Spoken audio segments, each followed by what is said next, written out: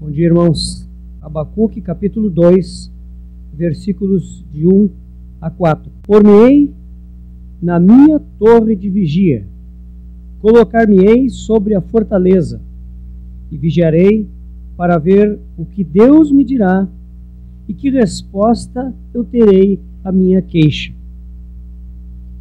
O Senhor me respondeu e disse: escreve a visão, grava sobre tábuas, para que possa correr aquele que lê. Porque a visão ainda está para cumprir-se no tempo determinado, mas se apressa para o fim, não falhará. Se tardar, espera-o, porque certamente virá, não tardará. Eis o soberbo, sua alma não é reta nele, mas o justo viverá pela sua fé. E a Epístola aos Hebreus, Novo Testamento, Hebreus no capítulo 12, versículos 1 e 2. Portanto, também nós, visto que temos a rodear-nos tão grande nuvem de testemunhas, desembaraçando-nos de todo o peso e do pecado que tenazmente nos assedia, corramos com perseverança a carreira que nos está proposta, olhando firmemente para o autor e consumador da fé, Jesus, o qual, pela alegria que lhe estava proposta, suportou a cruz, não fazendo caso da ignomínia, e está assentado à destra do trono de Deus. Amém. Esta é uma palavra de oração, irmãos.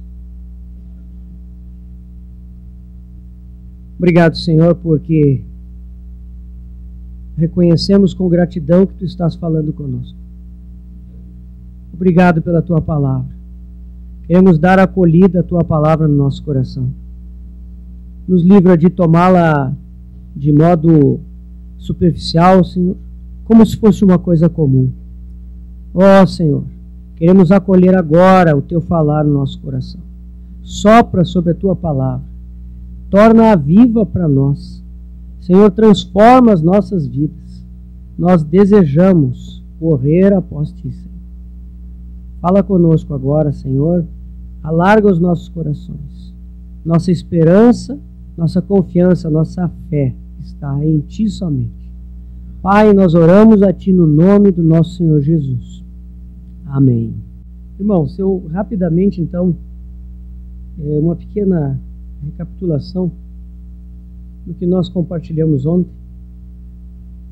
Nós falamos a respeito de dois temas que estão no capítulo 1 de Abacuque.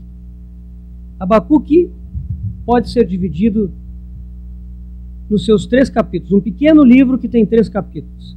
E nós nos propusemos aqui a olhar esse livro, num primeiro momento, o capítulo 1, sob o ponto de vista do encargo e da comunhão com Deus. E nós vimos que o profeta Abacuque, conforme está ali em Abacuque 1, versículo 1, encargo que o profeta Abacuque viu, ou, como o irmão citou, irmão Luiz, encargo que o profeta Abacuque recebeu em visão. O profeta recebeu um encargo de Deus. E esse encargo, ele conduz à comunhão.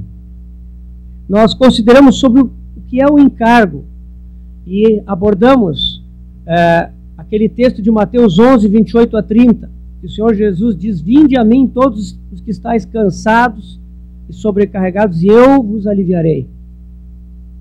Tomai sobre vós o meu jugo e aprendei de mim, porque sou manso e humilde de coração, e achareis descanso para as vossas almas. Porque o meu fardo é leve e o meu jugo é suave. E ali, nesse versículo, nós somos abençoados em saber que o Senhor tem para nós essa promessa, de que Ele quer que nós deixemos o jugo pesado que nós carregávamos, para tomar o seu jugo. E esse jugo, que a princípio pode parecer algum tipo de peso, ele na verdade é um alívio. Quando nós começamos a andar no caminho da cruz, junto com o Senhor no mesmo jugo, nós vemos que isso traz alívio e descanso para as nossas almas. Mas não é só o jugo, tem o fardo também. Nós tínhamos um fardo nas nossas costas. O Senhor quer nos dar o seu fardo. O seu fardo é leve. Esse fardo tem a ver com o seu coração. O Senhor deseja que nós estejamos tão identificados com o seu coração, que nós tomamos sobre nós aquilo que Ele tem no seu coração. Então Ele vai nos dar os seus fardos. Então o Senhor quer que nós entreguemos a Ele os nossos próprios fardos, fardos que nós criamos, coisas que nós teimamos em guardar nas nossas mãos, coisas tanto podem ser ilícitas como lícitas, mas que se tornam para nós coisas que nós carregamos. Não conseguimos viver sem pensar, sem nos preocupar, sem estar ansiosos a respeito dessas coisas. O Senhor pede que nós entreguemos tudo isso para Ele, que nós deixemos isso aos pés dEle. Ele toma conta dessas coisas. E aí nós podemos receber o seu fardo. E isso é uma bênção para nós. Isso nos traz descanso, isso nos traz alegria. Esse é o fardo do Senhor. Mas nós também vimos no Evangelho de Lucas que existe a possibilidade de nós, Lucas 21, 34, né? Existe a possibilidade, irmãos, de que o nosso coração fique sobrecarregado. O Senhor diz: acautelai-vos, que os vossos corações não fiquem sobrecarregados com as consequências da orgia, da embriaguez e das preocupações deste mundo. Para que aquele dia, o dia da vinda do Senhor, não venha sobre nós como um laço. Se o nosso coração permanece sobrecarregado, não há espaço para o Senhor nos trazer os seus fardos. Por isso que é preciso que nós deixemos aqueles fardos que são nossos próprios aos pés do Senhor, para que nós então possamos receber o seu fardo, o seu encargo, tal como Abacuque recebeu. Nós também vimos que o encargo imediatamente conduz à comunhão com Deus. Se você realmente recebeu um encargo, a prova de que você recebeu o encargo é que você vai ser engajado numa comunhão com Deus como você não conheceu antes. E aí o profeta Abacuque nos traz o exemplo. Ele começa, Abacuque 1:2, questionando Deus de uma forma muito intensa. Até quando? Ele diz ao Senhor. Até quando, Senhor, clamarei eu e tu não me escutarás? Aqui, meus irmãos, certamente já havia algum tempo decorrido de clamores do profeta, apresentando a sua nação, apresentando os sacerdotes, apresentando o rei, apresentando as autoridades, apresentando o povo diante de Deus. Abacuque sabia que o seu povo era o povo escolhido por Deus para ser testemunha de Deus na terra. Mas que testemunha estava sendo apresentada naquele momento? Qual era o testemunho desse povo? Vergonha, corrupção, miséria, a justiça sendo torcida, o justo sofrendo. E ele pergunta: até quando? Por que me mostras a iniquidade e me fazes ver a opressão? Ele apresenta a Deus de uma forma veemente a sua inconformidade. Ele não é irreverente. Ele não é desrespeitoso. Nós podemos ler no livro que Abacuque é um homem temente a Deus. Mas ele conhece a Deus. Como o irmão Luiz falou, para chegarmos nesse nível de comunhão com Deus, a nossa vida não pode ser uma vida superficial com Ele. Nós temos que ter um andar com o Senhor. De modo que nós conhecemos o caráter do Senhor e podemos então fazer aquela seguinte comparação: Senhor, Tu és santo, Tu és puro, Tu és justo. Mas aqui nós vemos a Tua igreja. andando em mundanismo, em corrupção, em imoralidade. Senhor, como pode ser isso? É o teu testemunho, Senhor. É esse tipo de relacionamento que o profeta tem. Ele cobra de Deus essa coerência. E Deus responde. Nós vemos no capítulo 1. Deus diz, eu vou mandar os caldeus. E os babilônios que vão vir, eles vão destruir a nação de Judá.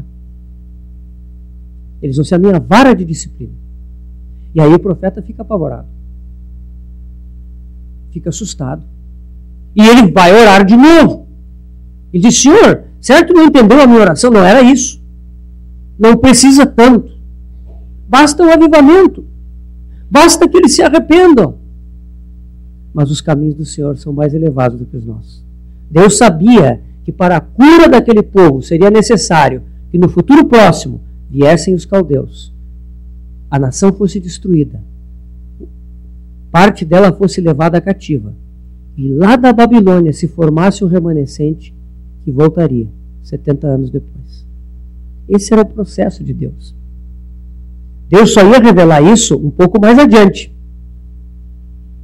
Para Jeremias. Jeremias sim recebeu. E aí nós vemos, irmãos, como Deus deseja ter aqueles com quem Ele pode compartilhar os seus caminhos. Ele aqui levanta esse assunto com Abacuque. Vão ouvir os caldeus.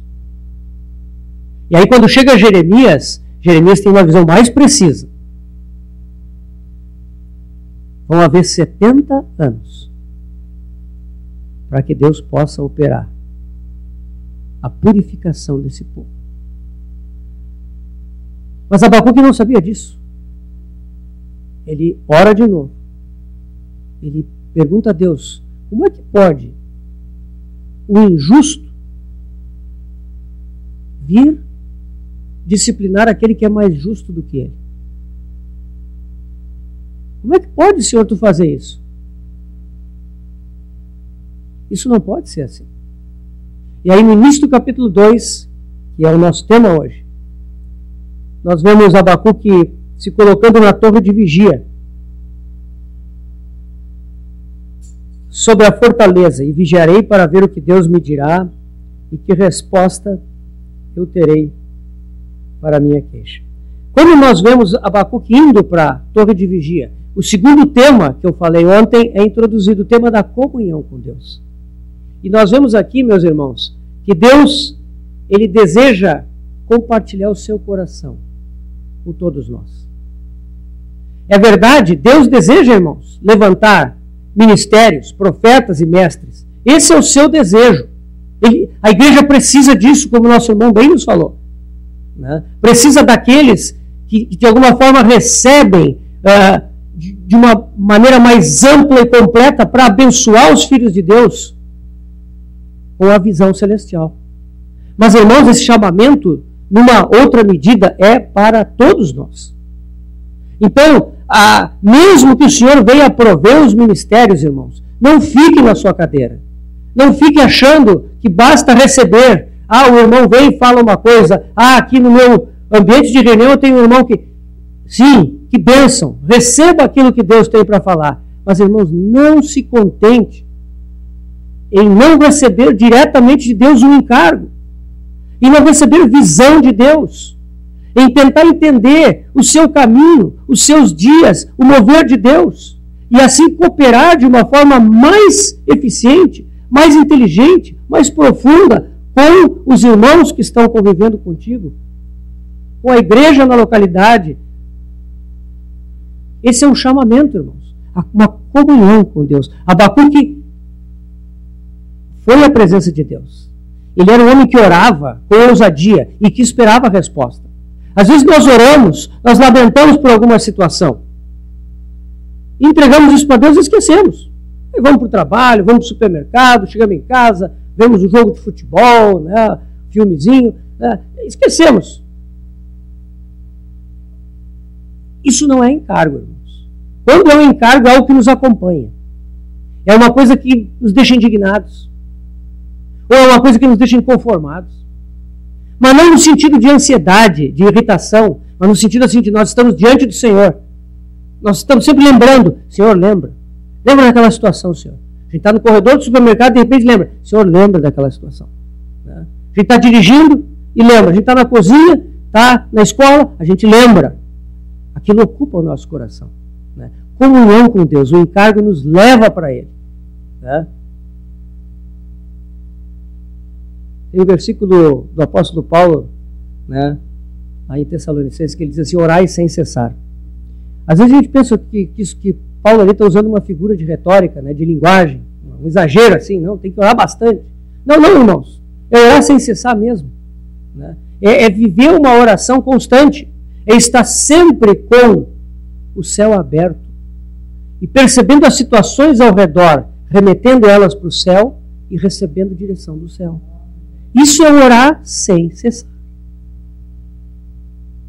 Isso é uma realidade, que o Senhor nos conduza a esse tipo de situação.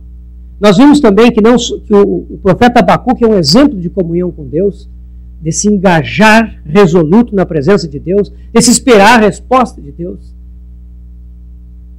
E nós olhamos também a vida de dois personagens do Antigo Testamento, que foram chamados de amigos de Deus. A vida de Abraão e a vida de Moisés.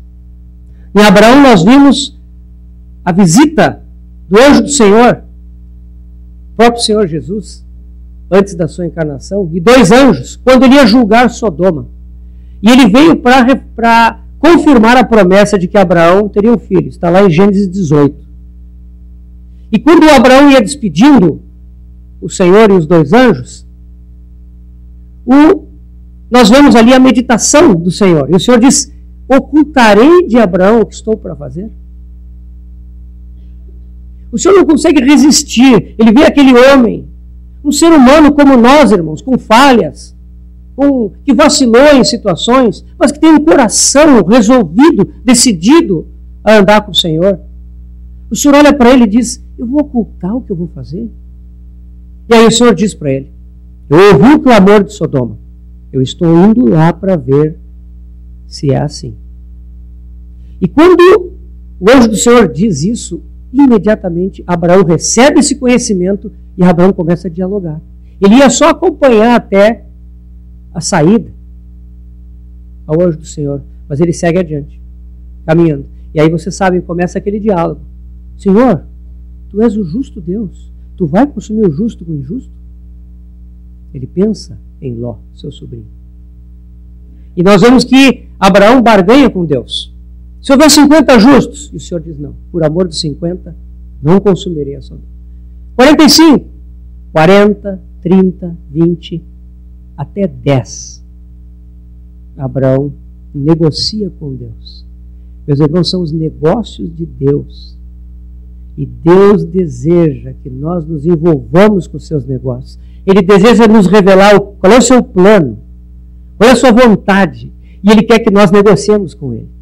Negociemos a respeito da nossa família, dos nossos vizinhos, do corpo de Cristo, da congregação onde nós estamos, de tudo nas nossas vidas. Ele deseja que nós façamos negócio. Meus irmãos, leiam lá no Novo Testamento, a parábola dos talentos, a parábola das minas. Nós devemos negociar. O Senhor nos deu recursos, nos deu a sua própria vida eterna, nos deu o Espírito Santo que habita em nós, para nós negociarmos. Isso é uma potencialidade tremenda, essa vida eterna que nós recebemos no novo nascimento. Devemos negociar. Abraão negociou com Deus. Isso é relacionamento. Deus deseja esse relacionamento. E depois vimos Moisés. E vimos Moisés também, que foi chamado amigo de Deus. Falava, Êxodo 33, diz ali que falava Moisés com Deus face a face, como o homem fala ao seu amigo.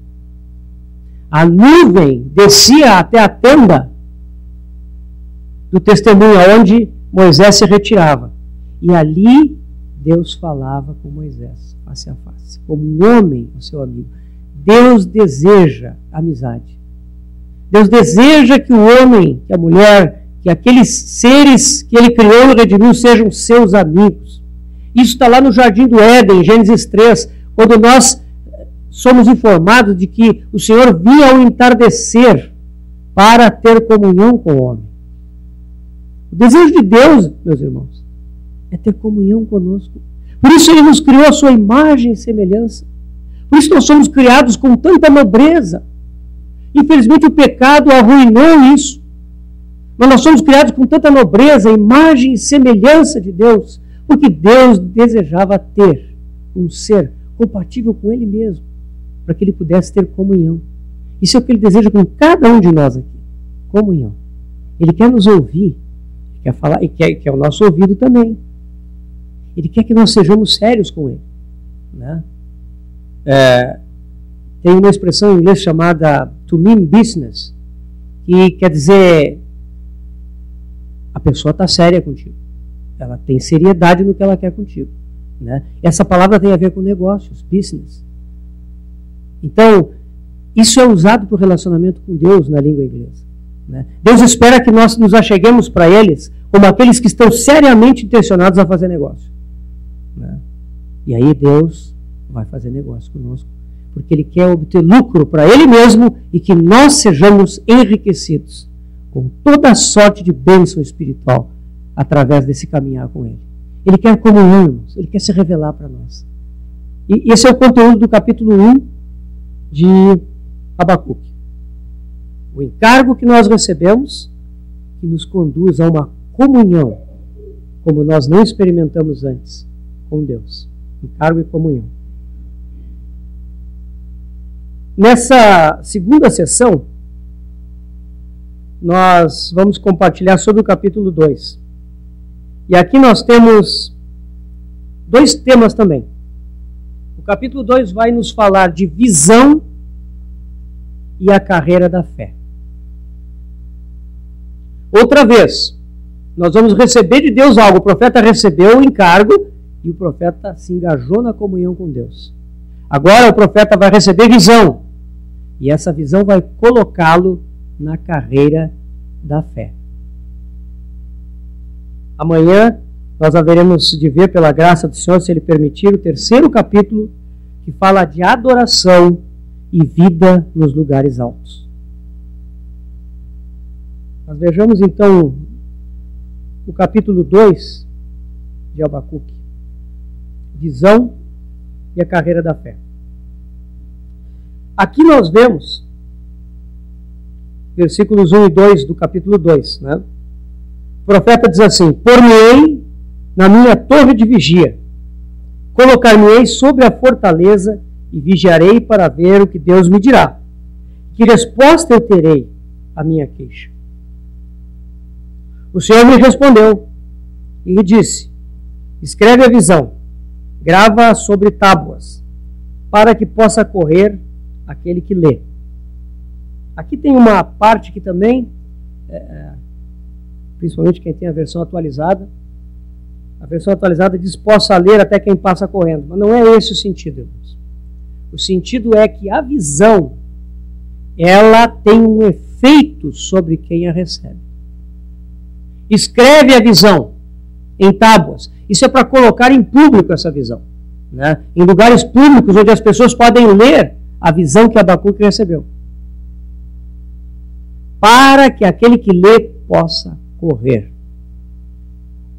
A visão não é alguma coisa simplesmente para nós sermos informados de algum tipo de revelação, para nós sabermos de algum acontecimento futuro, para nós podermos debater melhor a questão da escatologia. A visão verdadeira, ela causa um efeito na pessoa que a vê. Ela faz a pessoa correr. Até então, no capítulo 1, nós tínhamos uma coisa mais concentrada na relação do profeta com Deus. Mas aqui nós temos um efeito. O profeta vai ser colocado na carreira da fé. E esse é um tema muito importante, irmãos. Porque se nós lembrarmos que o capítulo 1 nos retrata uma situação muito triste, uma situação de espiritualidade praticamente a zero no reino de Judá, de corrupção civil, corrupção moral, corrupção espiritual, uma situação desesperadora. como é possível correr? É preciso visão. É preciso visão, senão não se consegue correr. O que é visão, segundo as Escrituras? Lá no livro de Provérbios 29, capítulo 29 de Provérbios, no versículo 18, Provérbios 29, 18 diz assim: não havendo visão, o povo se corrompe. Só essa primeira parte. Não havendo visão, o povo se corrompe. A minha versão, ela diz profecia, né? Mas aqui o termo é visão. Quando não há visão, o povo se corrompe. Por quê? Porque a visão é algo que dá direção. É algo que coloca limites. É algo que mostra um rumo. Só quando nós temos esse rumo é que nós escapamos de nos corromper. Meus irmãos, nós somos por natureza corrompidos. Nós, por causa do velho homem, que ainda está em nós, que vai permanecer até o dia da glorificação dos nossos corpos, e aguardamos esse dia com expectativa. Mas esse homem corrompido ainda está lá. Por isso que o caminho da cruz é necessário. Então, se não houver visão, nós vamos nos corromper. Tem traduções que dizem: se não há visão, o povo perece. Essa corrupção leva à morte. Então a visão é um meio de nós não nos corrompermos. É um meio de nos dar direção de vida.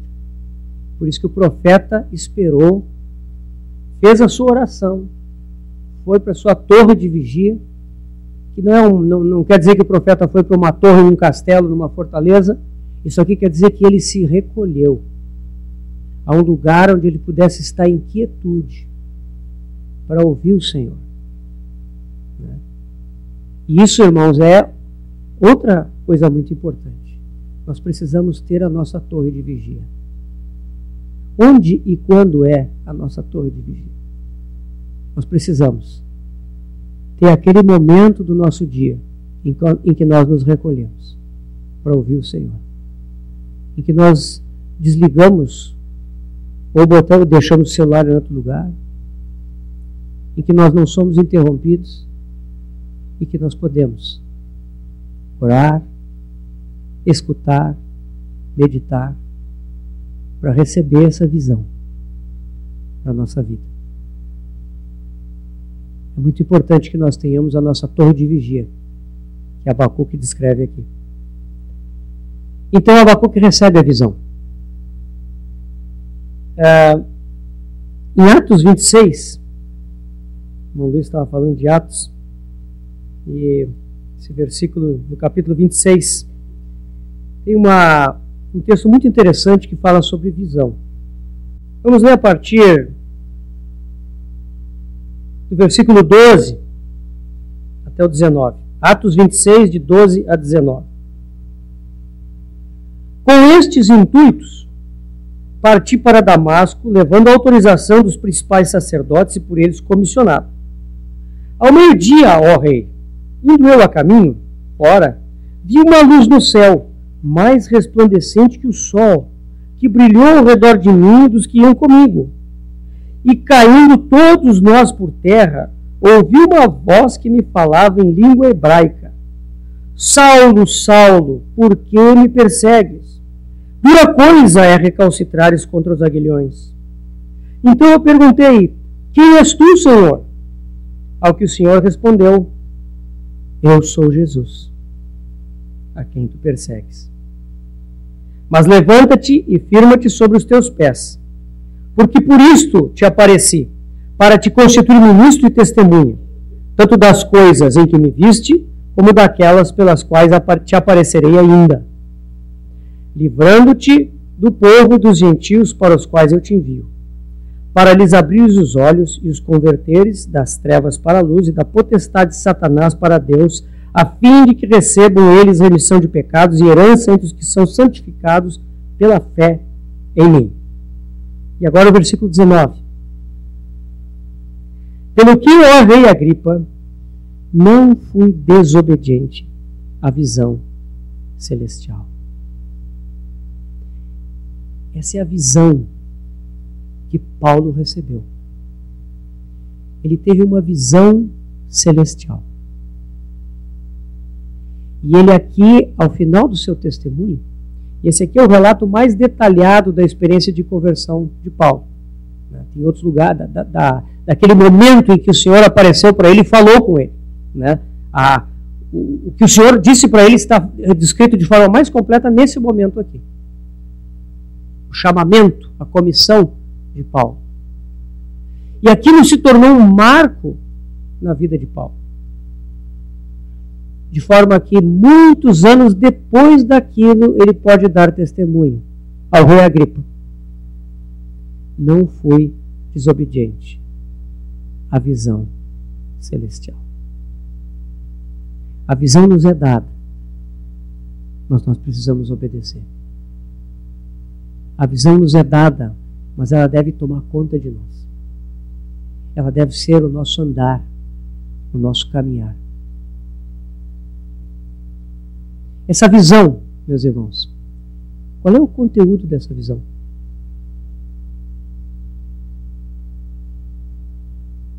Em que consiste fundamentalmente essa visão?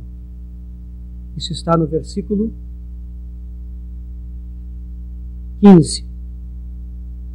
Paulo pergunta: quem és tu, Senhor?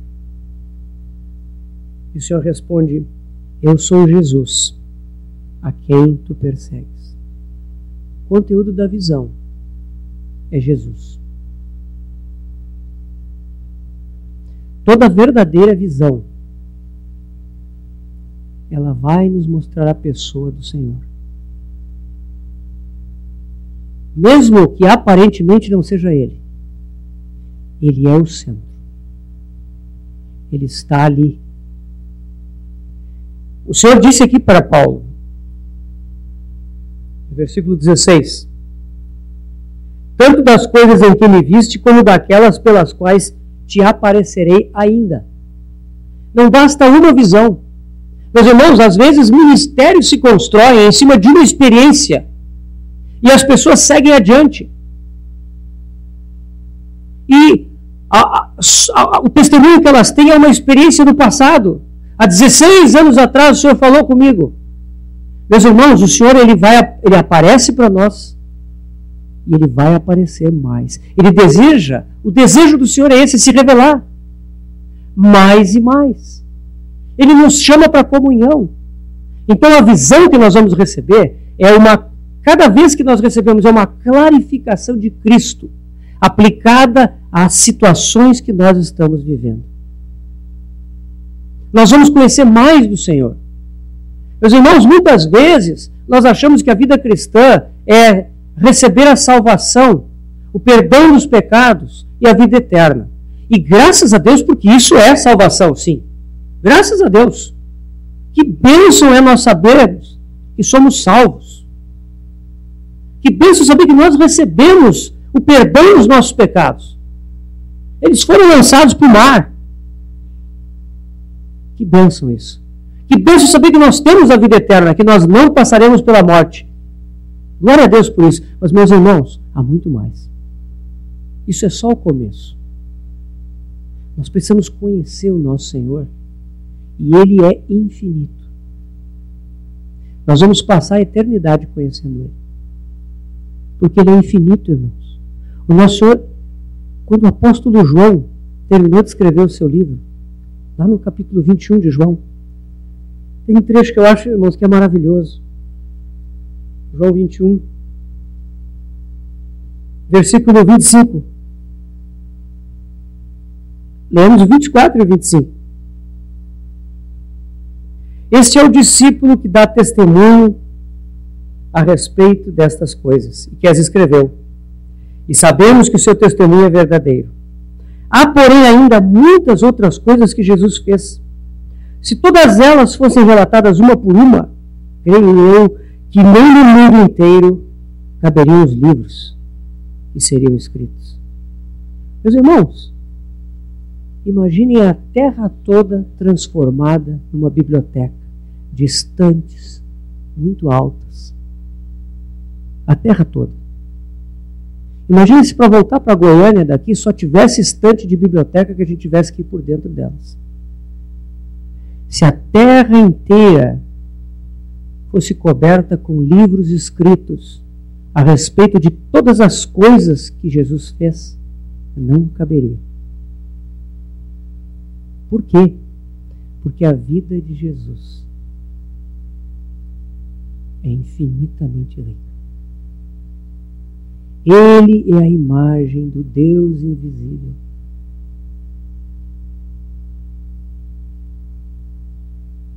E o Verbo se fez carne e habitou entre nós, cheio de graça e de verdade, e vimos a sua glória, glória do unigênito do Pai. Irmãos, o Senhor Jesus é infinito. Como nós precisamos conhecer o nosso Senhor. Como nós precisamos nos aprofundar em conhecê-lo, irmãos. A sua vida é tão cheia de significado que João diz isso. João esteve 3 anos e meio com o Senhor. Mas ele sabe dizer que aqueles 3 anos e meio são tão infinitos que não caberia no mundo inteiro se fosse escrever cada detalhe, cada movimento do Senhor, cada vez que ele falava, cada vez que ele se recostava, cada vez que ele comia, que ele bebia, cada vez que ele descansava, quando ele interagia com as pessoas, quando ele orava, quando ele ensinava. Meus irmãos, o Senhor Jesus é tão rico e tão maravilhoso. A glória de Deus nele manifesta. Se fosse contada, os livros não caberiam no mundo inteiro. Essa é a riqueza do Senhor. O evangelho que Paulo pregava é o evangelho das insondáveis riquezas de Cristo. Insondáveis. Se a gente se aprofunda, não tem fundo. Não termina jamais. Insondáveis riquezas de Cristo. Meus irmãos, como é importante nós dizermos isso. Nós vivemos em dias de Laodiceia, dias de um cristianismo sem Cristo. Um cristianismo que usa o nome de Cristo, que menciona o nome de Cristo, mas que não conhece a Cristo. Muitas vezes as pessoas fazem isso intencionalmente, mas na maior parte dos casos, meus irmãos, é um engano.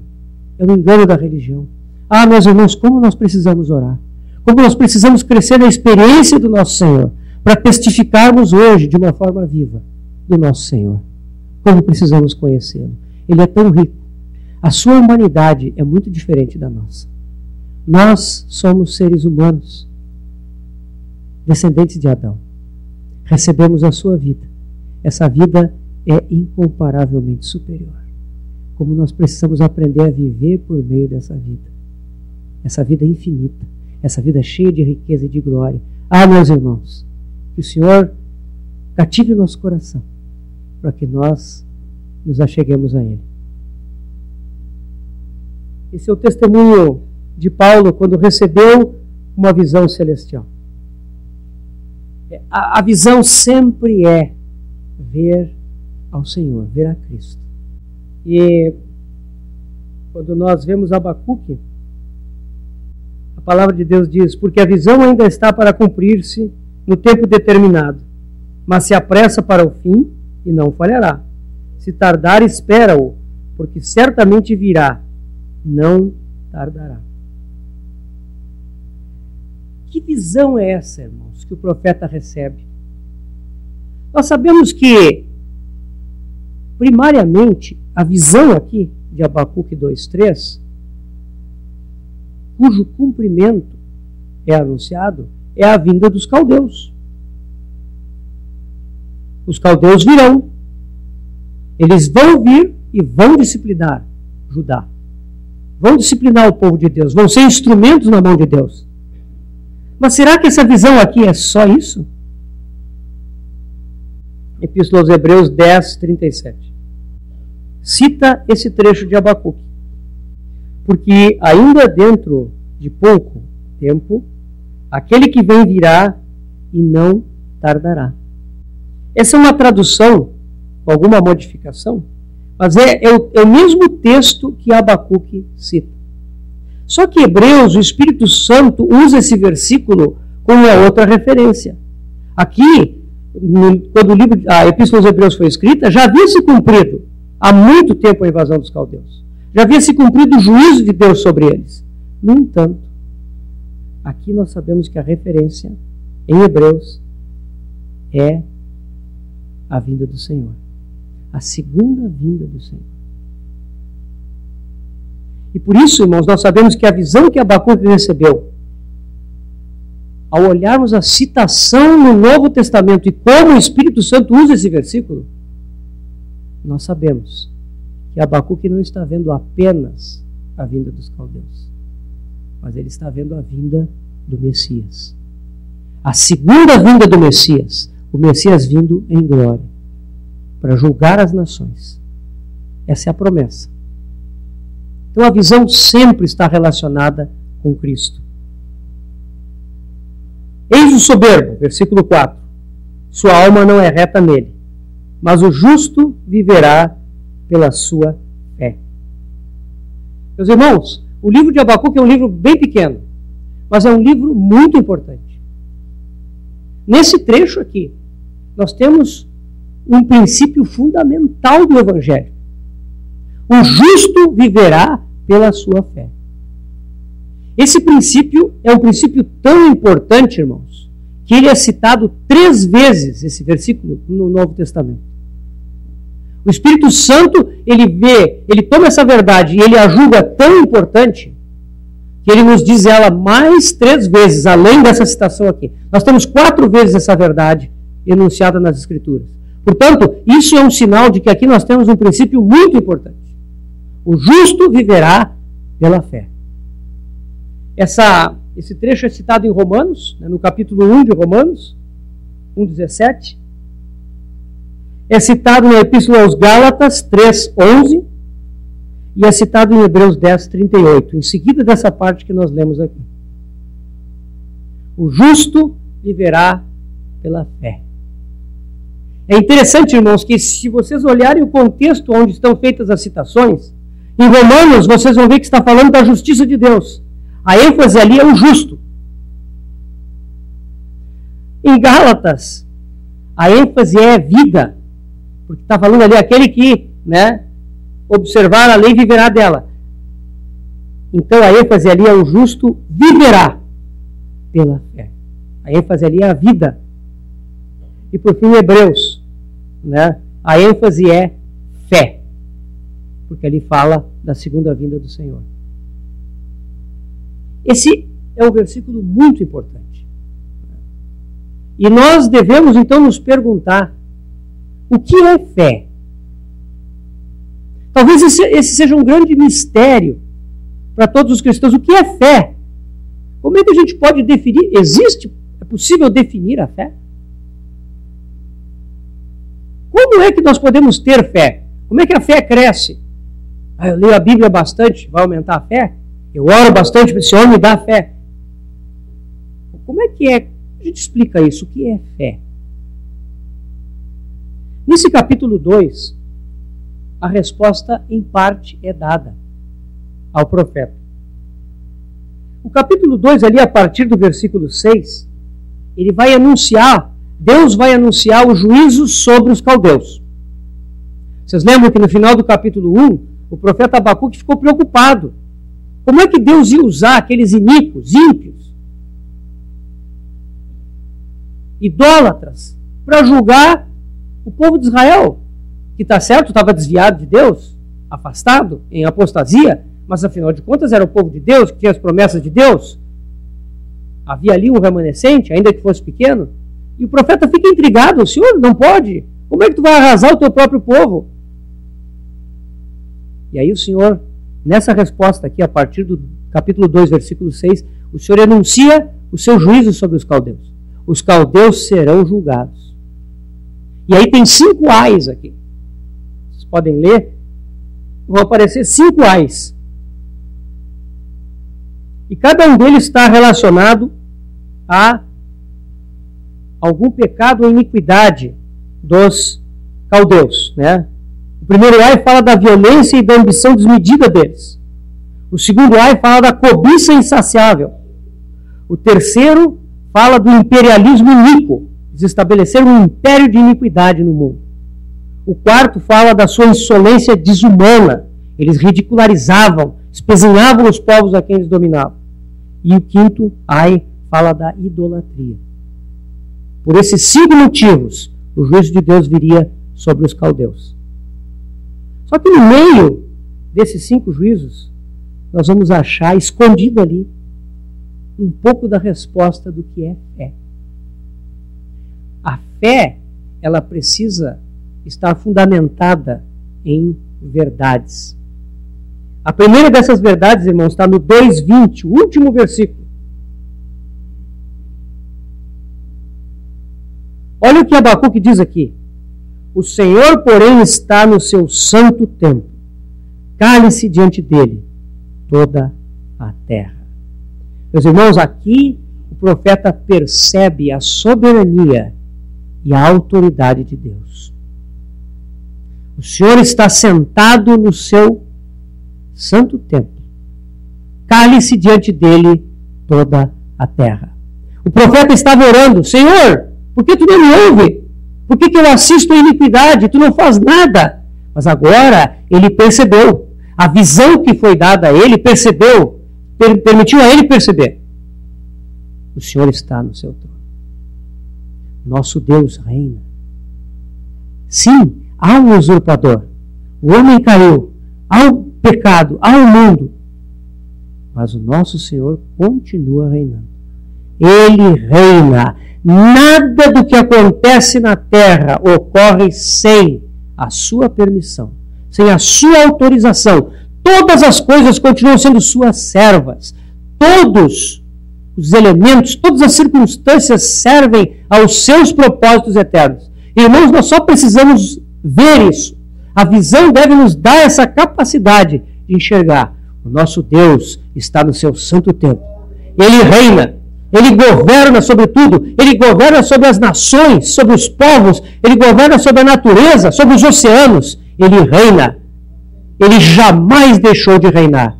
Meus irmãos, esse é o primeiro fundamento da fé de Abacuque. O justo vive disso. Vive de ver essa realidade. O segundo fundamento, antes dele, que é o andar ao reverso. Versículo 14. Do capítulo 2. E esse aqui é uma citação de Isaías. Sabemos que Abacuque veio depois de Isaías, portanto. Né? Pois a terra se encherá do conhecimento da glória do Senhor, como as águas cobrem o mar. Que promessa, não, meus irmãos? Que promessa preciosa. O Espírito Santo lembrou Abacuque desse versículo. Abacuque viu o Senhor no seu santo templo. Ele viu o Senhor na sua glória, reinando. E agora ele lembra, o Espírito Santo lembrou ele da profecia de Isaías, do propósito eterno de Deus. Esse Deus que reina, soberano, ele vai cumprir o seu propósito eterno. E toda a terra será coberta do conhecimento da glória do Senhor. Meus irmãos, esses 2 fatos são fundamentais. Eles estão ali no meio daqueles juízos. Deus está dizendo: sim, eu sou o Senhor. Tanto sou o Senhor que eu vou mandar essa nação e eu vou tirar eles quando eu quiser. Eu movo as nações, eu levanto reis e eu derrubo reis. Tudo está nas minhas mãos. Por quê? Porque eu sou o Senhor. Eu estou no meu santo templo reinando e eu vou encher a terra do conhecimento da minha glória. Meus irmãos, que promessa! Assim nós podemos crer. Nós vemos a soberania de Deus. Nós vemos o seu propósito eterno e nós vemos que no presente Ele está agindo. Ele não está mudo, ele não está surdo, Ele não está imóvel. Ele age, Ele ouve, Ele fala e Ele atua. Basta nós nos achegarmos a Ele. Essa é a visão. Que visão maravilhosa, né? A visão que o Senhor deu a Abacuque. Quando nós chegamos aqui, nós lembramos capítulo 11 de Hebreus, que nos fala da definição de fé. Hebreus 11, 1 nos diz assim: ora, a fé é a certeza de coisas que se esperam, a convicção de fatos que se não veem. Vejam essa definição de fé, irmãos. Certeza de coisas que se esperam. Convicção de fatos invisíveis. A certeza diz respeito ao que vai vir. O que vai vir? É o futuro. A vinda do Senhor, a vinda do reino de Deus, o juízo das nações, o estabelecimento do reino milenar do nosso Senhor aqui nessa terra.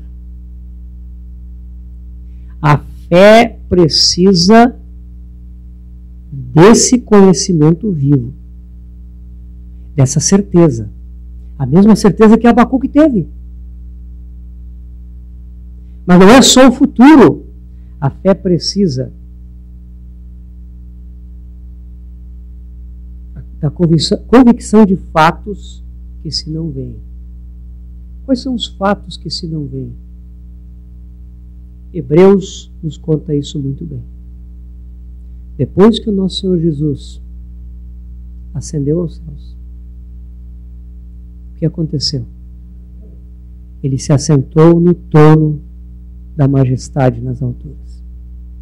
Ele recebeu do Pai o livro, que é a escritura do universo.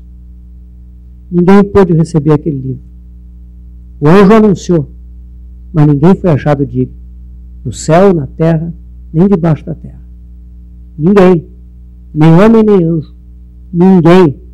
Deus precisava de um homem para receber essa escritura, para herdar o universo. Mas o nosso Senhor Jesus compareceu como um cordeiro que tinha sido morto e recebeu esse livro.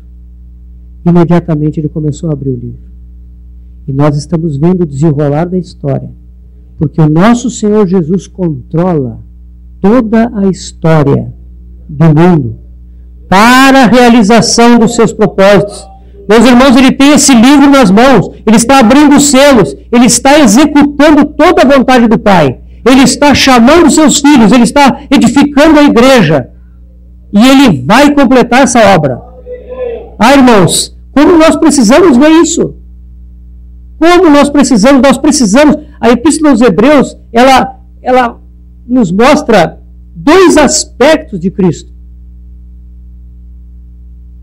Lá no capítulo 3, nos é instado, nós somos admoestados a conhecer o apóstolo e o sumo sacerdote da nossa fé. São dois aspectos de Cristo. Hebreus, até o capítulo 3, vai falar do apóstolo, mas a partir do 3 fala do sumo sacerdote. Né? O apóstolo, meus irmãos, nós conhecemos bem. É aquele que veio do céu até nós, que trouxe salvação, que trouxe redenção, que pagou o preço dos nossos pecados. Que maravilha conhecer o apóstolo, o enviado de Deus. Mas, irmãos, nós precisamos conhecer o sumo sacerdote. O sumo sacerdote é o outro lado. O sumo sacerdote é aquele que ascendeu aos céus. O sumo sacerdote é aquele que está hoje à destra do Pai. É aquele que oficia hoje no tabernáculo celestial. Meus irmãos, Hebreus é muito precioso, porque Hebreus nos diz que nós devemos ir lá. Hebreus não nos diz que nós vamos um dia, aí sim, chegar. Hebreus nos diz para entrarmos pelo novo e vivo caminho através do véu, até o Santo dos Santos. Conhecer o nosso Senhor glorificado. Conhecer o nosso Senhor que reina. Meus irmãos, a fé é um órgão, é um sentido que Deus nos deu. Ele é parecido com os nossos sentidos físicos. Né? Eu consigo perceber aroma, cheiro com o olfato. né?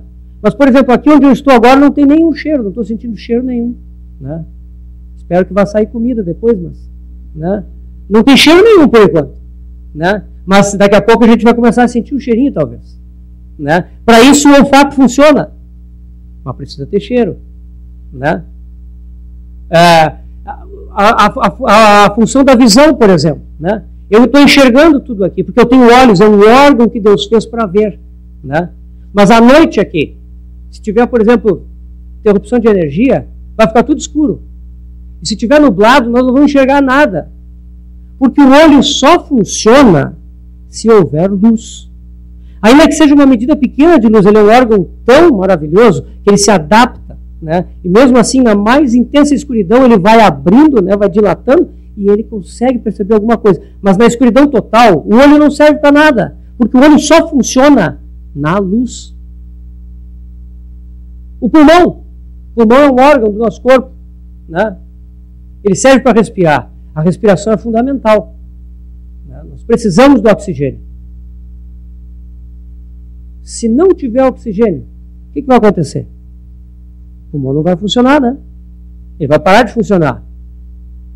A gente sabe o resultado, é morte, né? Porque o pulmão só funciona aonde há oxigênio. Ali ele revela a sua função, muito preciosa, né? Para o funcionamento do nosso corpo. Pois a fé, irmãos, é a mesma coisa. A fé é um órgão que nos foi dado. É um órgão espiritual, nos foi dado no novo nascimento. Mas a fé só opera nos lugares celestiais em Cristo Jesus. A fé é como se fosse assim, uma ligação que nós estabelecemos com o trono de Deus. E a fé se alimenta daquelas realidades que estão lá. O Senhor glorificado, o Senhor entronizado, o Senhor abrindo os selos, o Senhor governando sobre a terra. A fé, ela opera nesse ambiente. Meus irmãos, se nós não conhecemos o Santo dos Santos, se nós não nos achegamos, se nós somos visitantes esporádicos no Santo dos Santos, a nossa fé vai fraquejar. A nossa fé vai desfalecer. Porque a fé, ela não é um poder em si, ela é apenas um órgão. Ela é um sentido espiritual. E ela precisa do Santo dos Santos. Ela precisa subir até lá. E ela deseja permanecer lá. Para que haja esse fluxo de vida constante da comunhão. Que nem o profeta Abacuque. Ir à presença do Senhor, receber do Senhor. Ir à presença do Senhor, receber do Senhor. Isso é a fé operante. Por isso, irmãos, de nada resolve nós nos esforçarmos para ter fé. Aí nós vemos uma pessoa enfraquecida, né, duvidando, nós vamos, não, tu tem que ter fé. Tu tem que ter fé, tu não está tendo fé. Né? Eu estou pedindo fé. Né? Irmãos, não funciona dessa forma. A fé opera nas regiões celestiais, em Cristo Jesus.